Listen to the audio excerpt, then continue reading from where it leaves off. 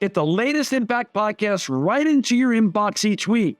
Subscribe by entering your email address at impactpodcast.com to make sure you never miss an interview. This edition of the Impact Podcast is brought to you by ERI. ERI has a mission to protect people, the planet, and your privacy, and is the largest fully integrated IT and electronics asset disposition provider and cybersecurity-focused hardware destruction company in the United States, and maybe even the world. For more information on how ERI can help your business properly dispose of outdated electronic hardware devices, please visit eridirect.com. This episode of the Impact Podcast is brought to you by Closed Loop Partners. Closed Loop Partners is a leading circular economy investor in the United States with an extensive network of Fortune 500 corporate investors, family offices, institutional investors, industry experts, and impact partners. Closed Loop's platform spans the arc of capital from venture capital to private equity, bridging gaps and fostering synergies to scale the circular economy. To find Closed Loop Partners, please go to www.closedlooppartners.com.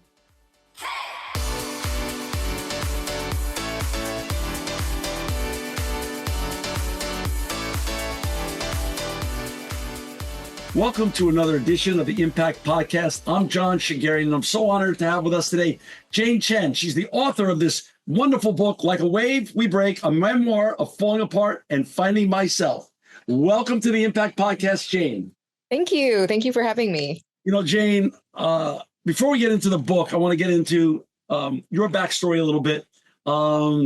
Can you share a little bit of where you were born, where you were raised, and how you got on this fascinating journey and important journey that you are on? Sure. Yeah, I was born in Taiwan. I was born there in, what year was it? 1978. And my family moved to the US when I was 4 years old. So moved to Southern California. And that's where I spent most of my childhood, was in Southern California. So I ended up, after college, I ended up moving to Hong Kong for about 5 years and was doing management consulting there, and then ended up working with an HIV/AIDS nonprofit organization that really changed the course of my life. And it was my first time kind of doing humanitarian work. And we were helping children orphaned by AIDS. And I started to understand that that's really where I wanted to put my effort. It was what I was passionate about. Jane, I want to go over a couple of things. So you were a first generation immigrant from Yes. Taiwan. Yes. And so what did your parents do when you were growing up? What business were they in? Or were they entrepreneurs? Were they what did they do for a living? What was your experience with growing up with your parents in Southern California? My father was a chemical engineer. My mom was mostly a stay-at-home mom, but my dad dabbled in a couple of other things. Once we moved to the US, he tried opening up a restaurant. He got his stockbroker's license. So he kind of jumped around to different professions growing up. Brothers or sisters? I had two sisters. Younger or older? One younger, one older. So you were right in the middle. Yes. Gotcha. Yeah. I'm Armenian. I'm a third generation immigrant to this country, but I always find a great affinity and connection with everyone that's in my social or personal or family group that have that immigrant DNA. Yeah. There's always such wonderful shared ethnic experiences that cut across all lines. We could get into that a little later. So wait a second. You jumped over. You went into school, but you're so humble. I want to talk about your higher education. Where'd you go to undergraduate school? I went to Pomona College. And then you went to? And then I went to Stanford for my business degree, and I went to Harvard for my public policy degree. Was this part of your upbringing, or was this self-driven, or was this from your parents' focus on education and saying you've got to do well, you've got to excel in school, or was this something that was in you, driven from yourself?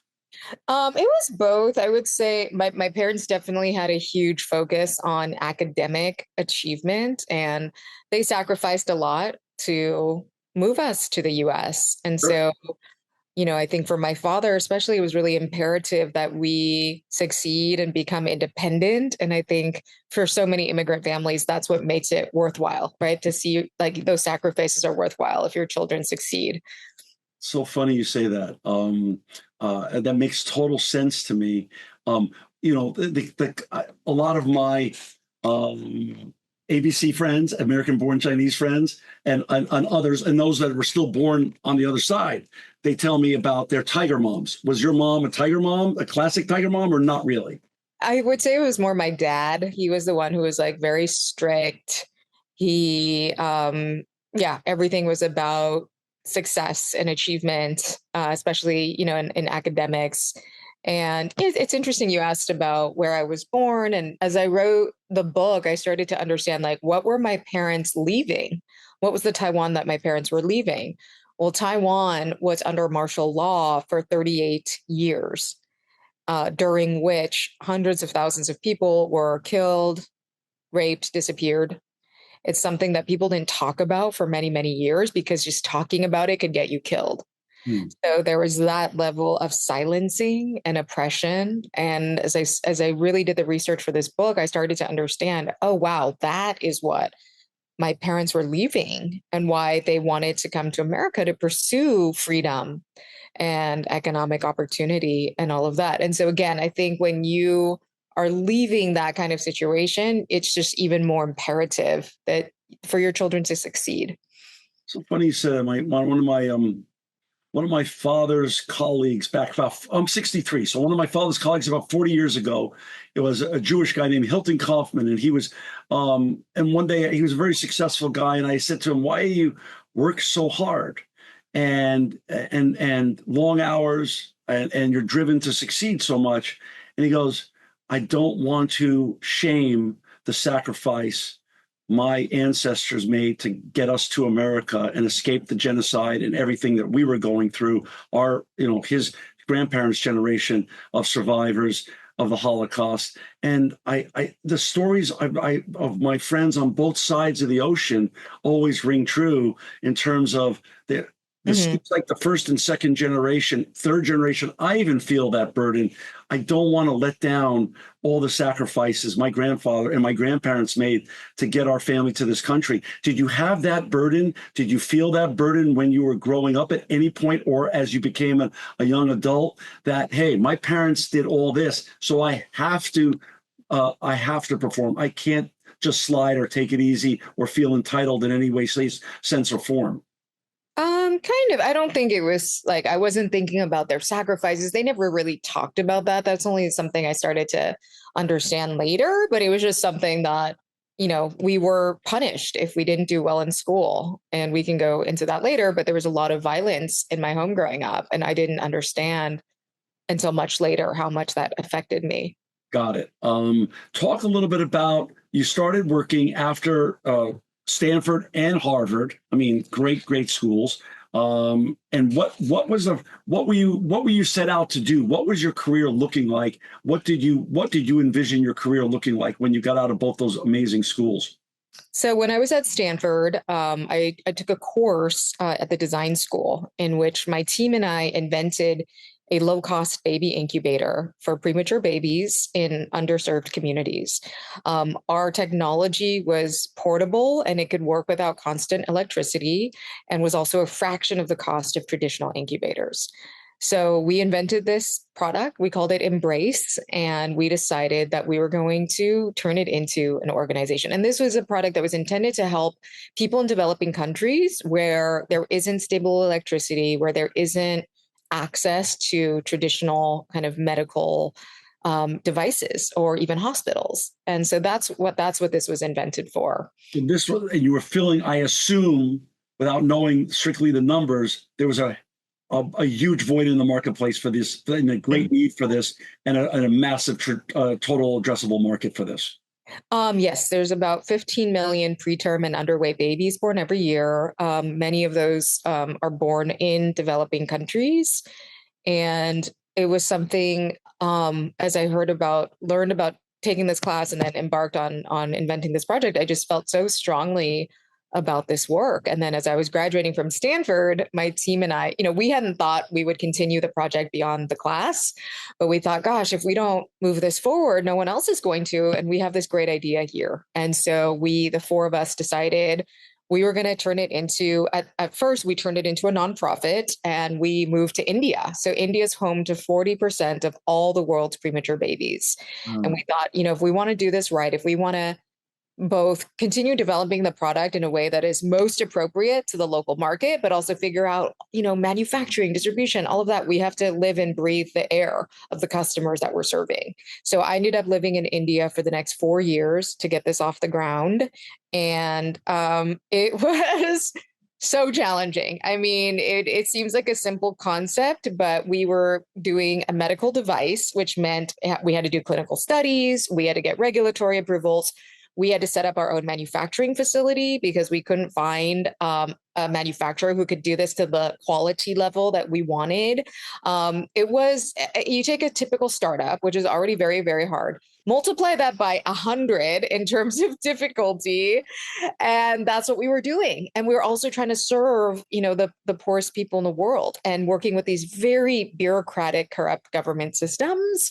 So I think as we set out to do this, we were very naive, which you kind of have to be. And then once we got to India, it was like, oh, wow, okay, this is going to be way harder than we expected. And it was. It's hard enough to do a startup, as you point out, sitting in a nice cushy desk in Silicon Valley, or a nice cushy garage in Silicon Valley, for that matter, i.e., the Hewlett-Packard methodology. But to be in the middle of India, what city were you in over there? We were in Bangalore, so this is South India, and it was all the things. I mean, it's a modern city, but we had blackouts constantly. Didn't have much hot water. A lot of my work was in the villages, so I traveled to the villages constantly to do research, to figure out, how are we going to educate doctors about this? How are we going to get government hospitals to get on board? And so it ended up being far more than just a product. It was then, how do we get this out there? What's the right business model, right, to make this sustainable? Most nonprofits don't have products, right? So we were very atypical. And a few years in, we ended up spinning out a for-profit arm of the company as a way to attract both private capital in addition to philanthropic capital. All four of you over there at the same time? Yeah. We all went together. And who was funding that? Like, was the initial seed capital from? So the initial seed capital, as I said, we were nonprofits. So we got funding through different foundations. We got fellowships. It was, all my second, I took this class my first year at Stanford. The second year, we spent the whole year applying to different, business plan competitions, fellowships. We lost all of them until a week before I graduated. We won the Stanford Business Plan Competition, and we won it's called the Echoing Green Fellowship for Social Entrepreneurs. So that gave us our first little bit of funding to get going. So just as a bookmark, what year was this that you all four moved to? This was 2009. 2009. So about 16 years ago or so. Okay, 16, 17 years ago. Got it. So you're there. And how did that 4 years go? Like, what was the journey like, and how did Embrace Global do while you were there? Yeah, it was, once, as I said, it was so challenging in so many ways, but we started to build a local team. We figured each thing out bit by bit. And the most rewarding part of it was definitely getting the product out there and seeing the lives that it was saving. And so just getting to witness that was so remarkable. A few days after we launched the product, we had actually donated some to an orphanage who called us up saying they had found a 2-pound baby that was abandoned on a street. They kept him in our incubator for weeks, and he survived. And so I actually had the chance to visit the orphanage and hold this little boy in my arms. And 7 months later, he was adopted by a family in Chicago. So I keep in touch with him and his family, and it's wonderful because it's hard to keep track of these babies over time, but this little boy lives in Chicago, so I get to watch him grow up, and it's so amazing to see his journey. But to be such a young woman with other young postgraduate students, and you guys and all of you collectively, it's fascinating. You weren't just doing a startup in an emerging economy. that has its challenges, as you pointed out earlier, but you're also doing a project that wasn't just a new technology tool. This was a matter of life and death.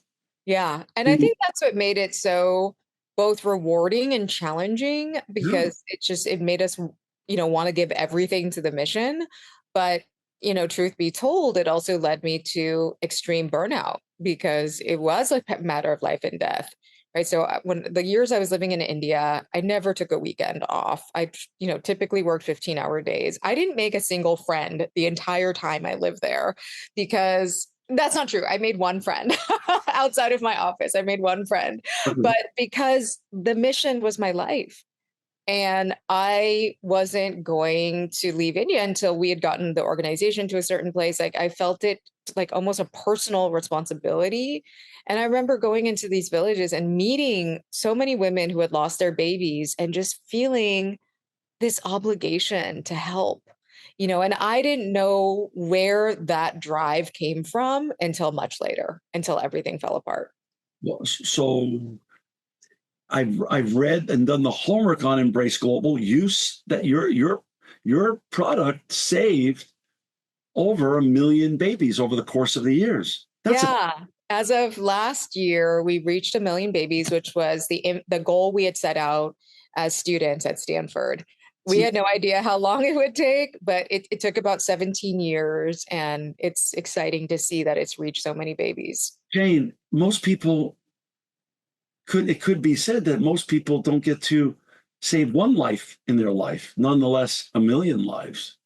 A Yeah. million lives is a lot of lives. Yeah, it's really special. And it's, over the last couple years, especially, we've done a lot of our work in humanitarian crises zones.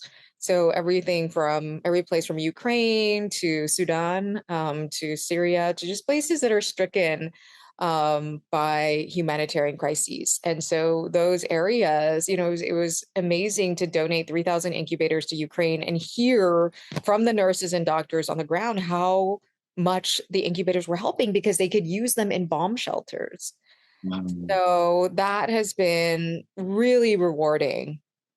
Talk about how did the 4 years wind down? Was it a winning campaign where everyone left together, or did you leave separately, or what Uh, was we all left separately. I left 4 years in. At that point, we had actually found a new CEO, which I had wanted to, come back to the US. I'd stayed there far longer than I had anticipated.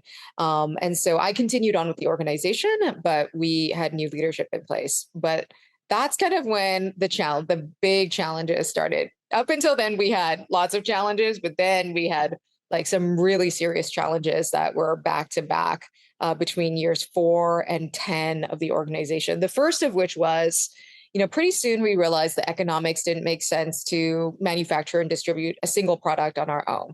We needed the help of a global distributor. And so we were approached by a multinational medical device company. They were going to fund us and become our global distributors. And we worked on this deal for about 9 months.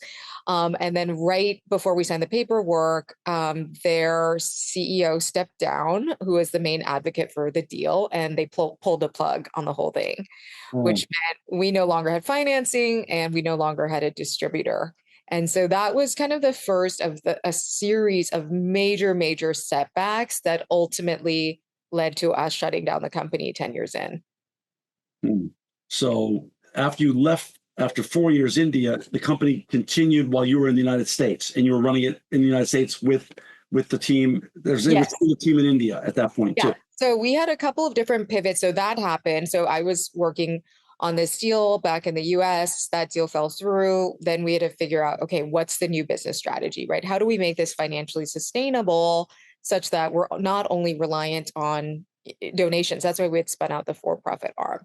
And so we ended up launching a US version of the product, not the exact same product, but it was a consumer product that used similar technology. And our idea was like, could we do a Tom Shoes 1-for-1 model and have that be kind of the funding engine?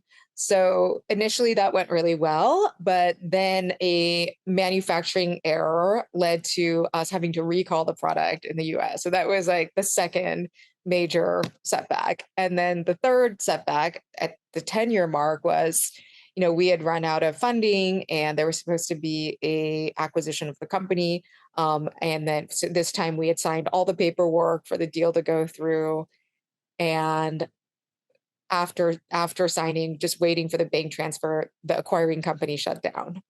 And so that was kind of the third and final straw. So this was like, I feel like many people who are entrepreneur startups, you like resonate with this because it's like one thing after another after another. But this is 10 years in now. And we just that was the ultimate moment of, okay, we're going to have to shut this down. And at that point, I was so burned out. I did not see a path forward. Okay. When you say you were burned out, you had pretty much sacrificed the last 10 years from the time you were in your early 20s to now 10 years out, just focusing on this business. Didn't have much of a social deal going. No married, no kids, no nothing. You were just on a with. I was on a mission. Yeah, I had my blinders on. I was mission. I was very focused. But yeah, it felt like, wow, I had given a lot of my life, and most of my business school classmates went on to take very cushy, high-paying jobs. I did the opposite. Right. And so, yeah, that was a really hard moment for me on so many levels. How did you deal with it? Well, I hit rock bottom. I was depressed. I started having panic attacks. Like I just completely spiraled. I had a mental and physical breakdown. And I was really I would say by 4 years in, by the time I came back from India, I was feeling burned out, but I kept pushing for another 6 years. So by the time this all, kind of collapsed, I was in a very, very bad place. So I decided the only way to cope with this was to get away from everything. I needed to leave everything behind and try to find myself again. So I basically packed up my surfboard and a suitcase, and I bought a one-way ticket to Indonesia. And I decided to go on a healing journey, very much in kind of the eat, pray, love style. And so I traveled the world surfing and experimenting with different healing modalities. And really at that point, I was looking for relief. I just wanted to feel better. I wanted to get to myself again, and so I tried everything from psychedelics to frog poisoning to, different somatic therapies, self-help seminars, all of it. And through the process, I was forced to confront the fact that I had grown up with a lot of physical violence in my upbringing. And I hadn't connected the dots that it was feeling so powerless through my childhood. That's what drove me to help the most powerless people in the world. That's what had given me that intense drive and fuel and, the fire to do that work. But it's also what led me to extreme burnout. The breakdown you're in the midst of the breakdown. Was the violence top of mind in your adult life historically? No. It came bubbling up during the crash and burn period. Yeah, it was, I just knew I had experienced that, but I didn't think it was a big deal. I thought, I come from an Asian household, an immigrant household. That's just common. And I'm just going to sweep it under the rug, so I didn't understand how much it affected me, and I never dealt with it. I never processed it. And yeah. I don't want to make any wrong assumptions, nor do I want to ask anything too personal.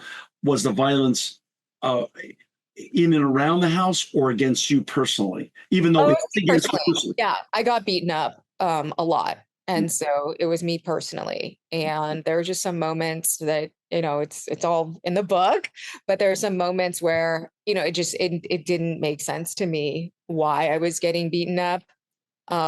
It felt really unfair and unjust. And I knew that growing up. And often it was tied to academics or not, doing well enough in school, but sometimes it wasn't. Sometimes it felt arbitrary.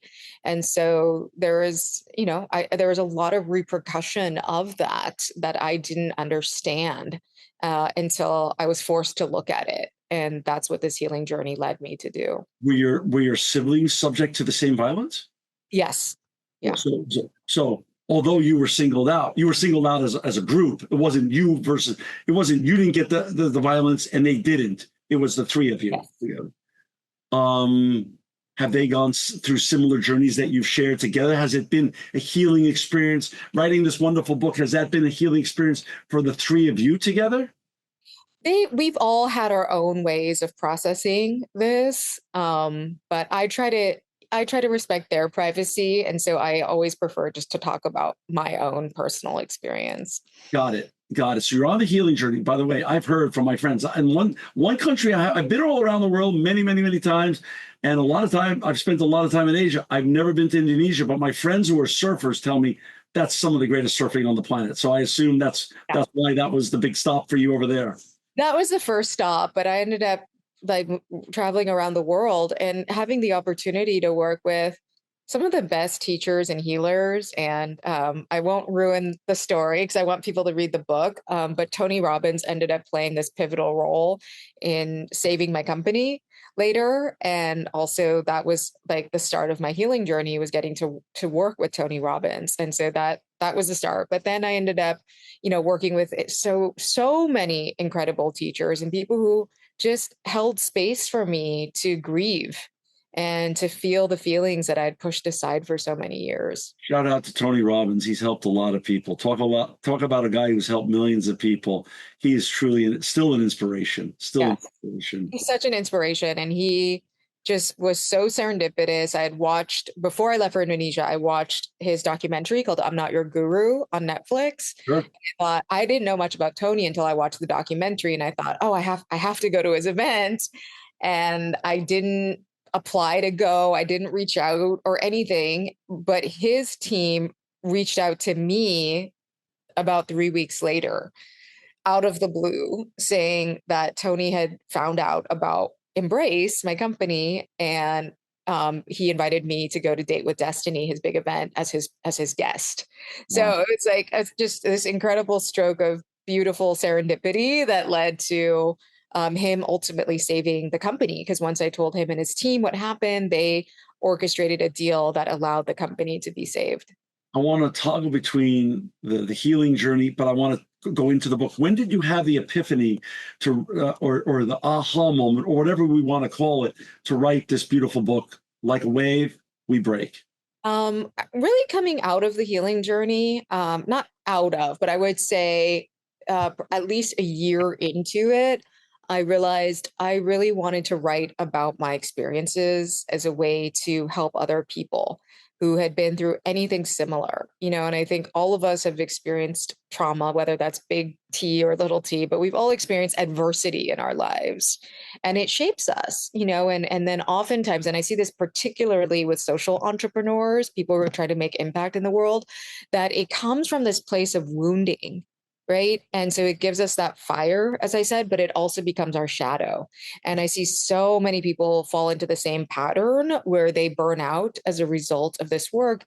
And I think it's so imperative that we look inside and heal those wounds so that we can do our work from a more sustainable place. And so I just thought, gosh, I really think that the healing journey, rather than my business story, that's what's going to help people the most. I mean, from the outside, Stanford, Harvard, a massive success coming out of school, saving lives. You were, in many ways, the American dream epitomized, truly, as a first-generation immigrant even. Right. Yeah.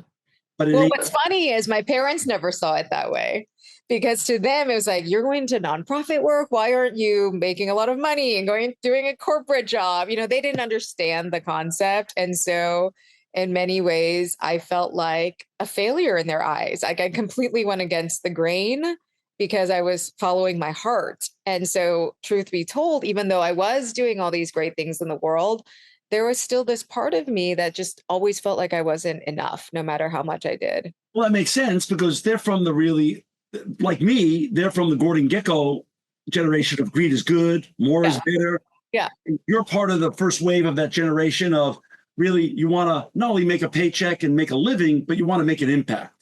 Yeah, exactly. I really wanted to make an impact. And that was more important to me. I was willing to forego everything to do that work. And so, but the point is, like, even as I was doing this great work, I was like, the goalpost kept moving. And no matter how many babies I saved or, how many accolades I received, there's this part of me that felt like I wasn't never enough. And as I've gone around on my book tour, one question I often ask the audience is, who here has felt like you weren't enough? Right. And John, 100% of people raise their hands in every event I've been to. And this is, yeah, even in the most high achieving environments. And I'm talking, in from classrooms at Stanford to, just like these incredible corporate audiences, every single person raises their hand. And so we as a society are somehow programmed to believe that we're not adequate, we're not enough. And so this leads us to constantly be chasing external validation. More And is better, right? That's more what is they tell better. us. That's what they And tell us. yes. And what the research shows is the more we're focused on extrinsic success as opposed to having the intrinsic motivation, it leads to higher rates of depression, anxiety, mental health disorders, right? It causes us to be unhappy because nothing is enough. True. And so that, yeah. Talk about, though, you're a year into the healing journey. You're trying different protocols and modalities. You start writing this book. You start writing this book then, approximately. Kind of. I started writing the proposal at that point. I just like I remember taking pen to paper and just like writing as much as I could, just like getting something out. And I started working on a proposal. And so, yeah, that's how the process started. I shopped it around to different agents. I had been approached to do a business book a few years before that, which is the first time I ever thought about writing a book. But, it didn't feel right to me. So I actually went back to two agents who had wanted to represent me, and they were not interested at all. They were just like, no one reads memoirs. So eventually I was introduced to an agent the more I read about her name's Laura Love, the more I was just like, just wowed, in terms of how she thinks, the way she helps her authors. And I sat with her, this is during COVID, and I sat with her at a coffee shop. We were both in Santa Cruz. And I had just come out of this frog poison ceremony where I had to burn 14 holes in my leg, and like you sprinkle desiccated frog poison and then you retch into a bucket for like the next 10-20 minutes. So anyway, I had come from that, and I showed Laura those scars. It was funny because later, and Laura has like 6 or 7 New York Times bestsellers under her belt. She's like very, very selective about who she works with. And so later she told me she had a friend had introduced us. She was going to just give me some advice and wish me well, but she wasn't going to take me on as a client. But after I showed her my scars, she was really intrigued. You had her at hello then. Then you had that was it. Yeah. I've heard of a lot of ways to close a deal, Jane. You just topped any methodology I've ever heard before. That's the ultimate closer. It's the ultimate closer. Yeah. And it wasn't even intentional. Like I wasn't planning to show her, it just came up in conversation. And who's going to say no to you at that moment? Like you're saying to yourself, I've got to help her because she's not going to help herself this way. She's throwing up and she's got frog poison and she's got burns on her leg. I gotta intervene here. I mean, like that must have been a meeting of all time. I mean, that's something. Yeah. Well, what was funny was Laura called me the next day and she said, I want to bring a book into this world with you, but only if you're willing to write a different book than you think. And she wanted me to focus even more on my personal story, and we found a happy medium between the Embrace story and my personal story in the end. But initially she was like, you got to condense Embrace into one chapter, and it's your healing journey and your personal story. Like that's what people are going to connect with. And she was spot on. I'm so happy I had the chance to work with her. Yeah, it's good for you. Well, you chose the right person because she had a feel for this. You knew this was her wheelhouse. She had a vision for it, and she was instrumental, and is a dear friend now, but she was instrumental in helping me craft the story. So from there, we rewrote the proposal. I worked with a collaborative writer, and end to end, the process was about 5 years. Wow. So what was the healing like while you wrote? Was writing for you before you wrote the book? When you went to Pomona, Stanford, and Harvard, was writing for you a challenge always or a cathartic experience? No, I always loved writing, but I'd never written about such personal things. And I I hadn't done this type of writing, let's put it that way. And so it was very cathartic. It was very, very hard in moments because I was exploring very painful experiences from my past. And so it forced me to really go into the details of those experiences and kind of relive them in certain ways. But at the same time, by doing that, I could process it, and that's what it takes. Like, so often we take these painful emotions and we sweep them under the rug. We don't want to feel them. And guess what? When you do that, you're not allowing yourself to process, which means they come up in all sorts of funny ways in your life, in your interactions, your relationships as a leader, right? And so it's imperative that we do that inner work. And that's what this forced me to do. So I'm very, very grateful. And I found so much relief and ultimately healing in the writing itself. Mental health wasn't a topic. Let's just go back. Mental health was 25 years ago, 27 years ago, 30 years ago, a topic that was pretty taboo. It's still in the middle of having its moment. It's still not top of mind. What was some of the, what are some of the, well, first of all, for our listeners and viewers, we've got Jane Marie Chen with us today. You can find her at janemariechen.com. You can buy her wonderful book on amazon.com or other great booksellers in your area. And of course, on our website, she's a public speaker, obviously an entrepreneur, an inventor, and now a thought leader on topics that we're getting into here. On your healing journey, what was your healing journey like? Besides the frog poison and all that stuff, and ayahuasca, I assume, and psilocybin and other mushroom therapies, what was working the most for you in terms of the healing journey? Did you also, at the same time, did you have a constant therapist that you were talking to while you were experimenting with these other, neuroplastic protocols? I did. So I think there's a couple of things that I often talk about that were most helpful in the healing journey. And I recognize not everyone, has the fortune to be able to go take some time off and do this. And so that was another reason I wanted to write the book, to share what I learned so people don't have to do that. Right. And so I would say a couple of things really, really helped me ultimately. One was slowing down.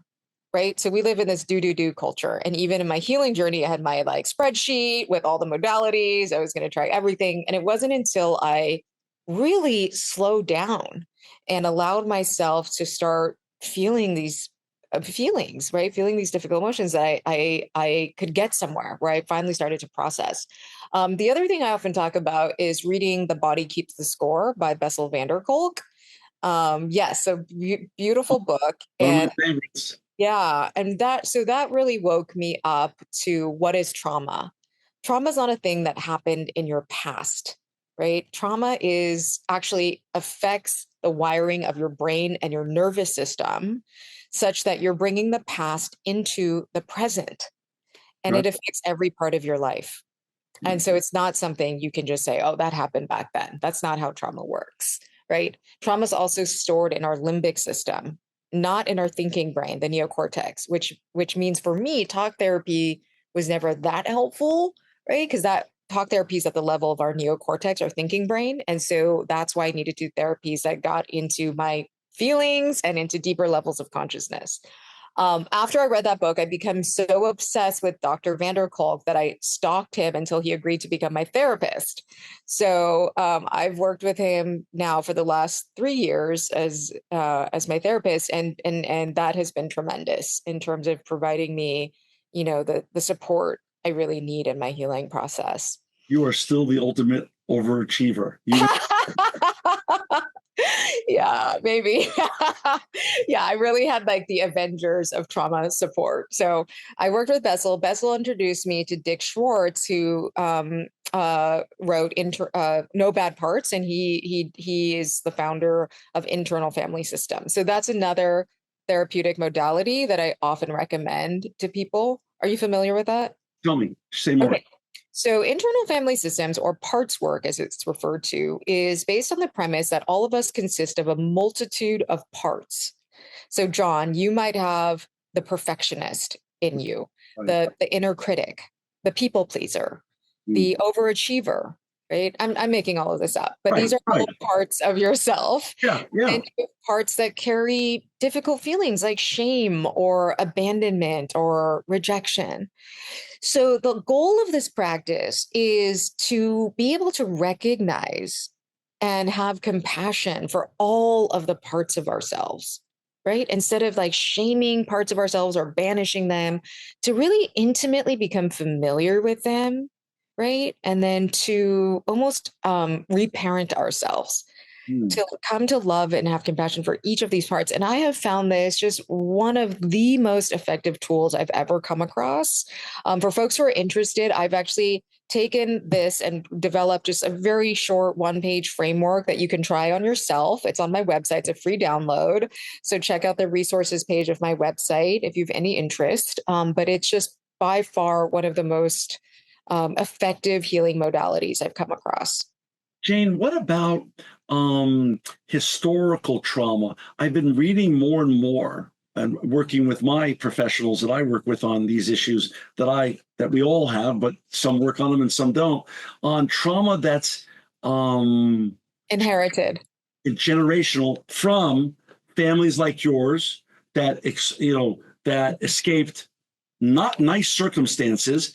Probably your parents were subject to some sort of violence in their situation, besides the external violence Yes. going on in Taiwan. My family comes Yes. from a family of genocide as well. How much is that now being passed through us vis-a-vis through our DNA, and how do we work through that? It very much is, and there's an incredible body of science now that shows this. By the way, we do work in Armenia. Embrace does, and one of my original co-founders was Armenian. Oh, So I very much have so much empathy for the history of Armenia.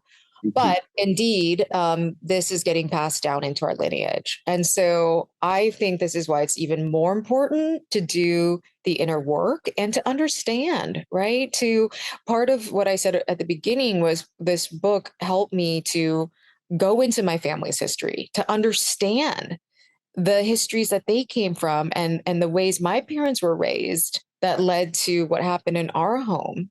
Mhm. And so I have a tremendous amount of both compassion and forgiveness for my parents for what happened, and I understand their stories.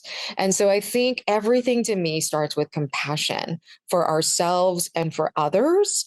And where my book ultimately ends is I spent years looking in every crevice of the world for the person who could heal me, for the modality that could heal me. And ultimately, I had to find that within myself. I had to learn how to love those wounded parts of myself. Right. And so that is my message, that you are enough. Right. And you have to believe that first and foremost. Was that the intent of the book when you wrote it? Was that what you wanted people to take away?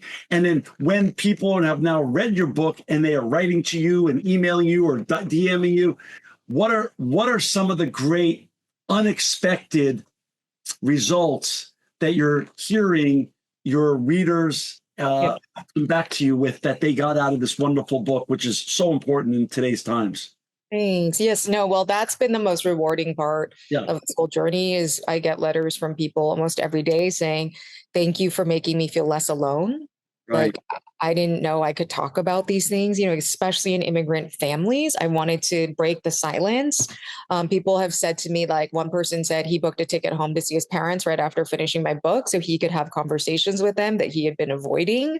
Another person told me he had been a heroin addict for many years, and the book was helping him to face the pain that he had ignored. I'm actually going to speak at his a rehab clinic for people who have problems with addiction and homelessness. So I'm doing that next week, and he set that up because he said, and he bought books for everyone at the center, saying that this is going to help them face their pain. And then it's just beautiful letters on people saying they see themselves differently. They've given themselves more compassion. Like it goes on and on and on. But it has been the most rewarding part of this journey. That is so wonderful. When you wrote the book, you wanted people to take away that at the end of the day, no one's going to fix them. They're going to fix themselves. They got to love themselves. for who they Yeah. are. When you wrote the book and your siblings and parents read it or got understanding of what was in it, how did that go? Like, how did everyone react? How were you prepared to deal with that? Yeah, well, I knew that that was going to be the hardest part of this journey, especially my parents, because I was talking about some difficult things. And again, that's why my intention from day one was to write about every character with love and respect and to tell my truth. And so I told my parents what I was doing. I didn't get into the details, but I told them that I'd be writing about, these difficult subjects. And then when I finished the manuscript last March, they were in Taiwan. So I flew back to see them. And my sister and I sat down with them and just really prepared them for what was coming and also why it was important to me. And so my mom was, really scared. And what's been really amazing is seeing how much she's come around. And especially as I've shared with her the stories of people who have been impacted. And she has even said that, my parents are not fluent in English. It's a second language. So she's had to use a translation tool. And she's even said that in moments where it's hard to reach, she'll put it down and just ask herself, like, what can I learn from this? Right. Which is so beautiful and such an incredible evolution. And so that's all led. And again, everyone in my family has had different paths to healing. I don't judge that. We all heal in different ways at different times. But what I do believe is that the more we can stand in our truth, right? The more we have the courage to do that, no matter how uncomfortable, no matter how much disruption there is to the family system, then the more others can start to stand in their truths. And that's where collective healing can happen. But you feel post book that your siblings and you and your parents are closer than ever?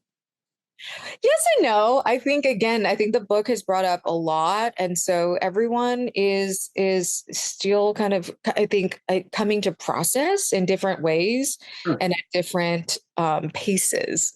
Yeah. But I do believe that ultimately, yes, this will bring us closer together, and I think hopefully it will help stop what you were talking about in terms of intergenerational trauma, that we can put an end to it here. Right. You're a young woman still. You have massive education under your belt. Obviously, Embrace Global is a huge success. Over 1 million lives, 1 million babies saved over the 17 years or so, 16 years or so, 17 years.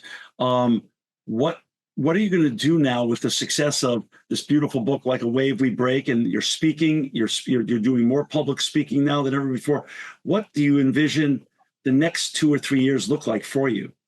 Yeah, well, I stepped down from Embrace last year, so that was after almost 17 years of the organization, and I've now moved into leadership training and development, and that's something I feel really passionate about because I get to bring everything that I've learned in my journey and help equip leaders with those lessons. And I think that that is what creates a ripple effect. And what I see is that we live in a world where I think there's a lot of trauma at very high leadership levels. And what happens is when we act from that place of wounding and we're not even able to recognize that, then we act from a place of fear and ego and control, right? As opposed to a place of shared purpose and love and compassion.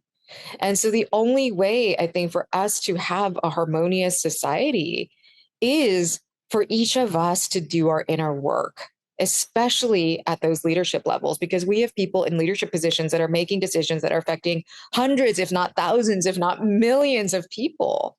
So that is the greatest impact that I think I can have and what I truly believe my purpose is. And so that I work with teams in organizations. I do corporate training. I also work with individuals one-on-one, and I love it. It's just work that I find so much joy in doing. So people could go to your website, Jane Marie Chen, and not only buy your book, or of course on Amazon and other places, but can they actually reach out to you and hire you to work with them? Yes. Oh, wonderful. Absolutely. Yeah. My website is janemariechan.com, and you could find all the things I offer there. And so please contact me if you're interested in learning more, but it's work that I feel passionate about. I know I want to dedicate my life to this.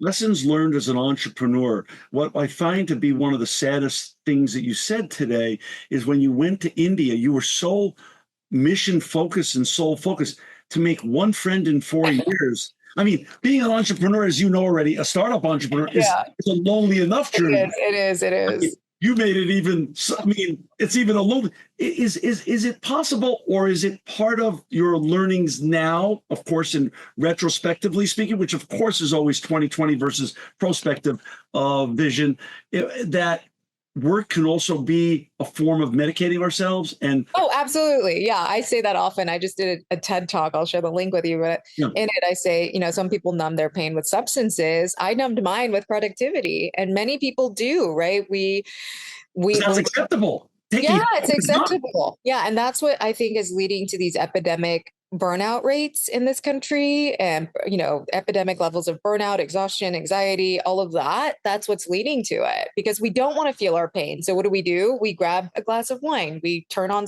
our TV or look at social media, we work. And so that's what is I think leading to all of this. But I think just knowing that I have much more balance in my life now. It's why I moved to Hawaii. I surf every day. I try to make it a point to bring that balance and to do things, more from a place of joy as opposed to obligation.